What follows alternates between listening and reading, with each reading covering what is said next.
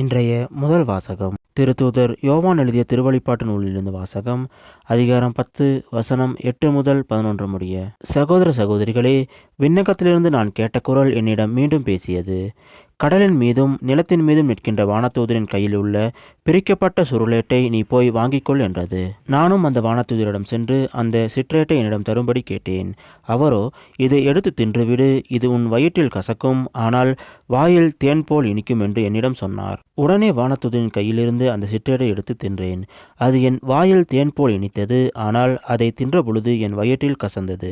பல்வேறு மக்களினத்தார், நாட்டினர், மொழியினர், மன்னர் பற்றி நீ மீண்டும் இறைவாக்குரைக்க வேண்டுமென்று எனக்கு சொல்லப்பட்டது. இது ஆண்டவர் வழங்கும் அருள்வாக்கு. இறைவா, உமக்கு நன்றி. இன்றைய நற்செய்தி புனித லூக்கா எழுதிய நற்செய்தியிலிருந்து வாசகம். அதிகாரம் 19 வசனம் 45 முதல் 48 முடிய. அக்காலத்தில் இயேசு கோவிலுக்குள் சென்று அங்கு விற்பனை செய்து கொண்டிருந்தோரை வெளியே துரத்த தொடங்கினார். அவர்களிடம், என் இல்லம் இறைவேண்டலின் வீடு என்று மறைநூலில் எழுதியுள்ளதே, ஆனால் நீங்கள் இதை கள்வர் குகையாக்கினீர்கள் என்று கூறினார். இயேசு ஒவ்வொரு நாளும் கோவிலில் கற்பித்து வந்தார்.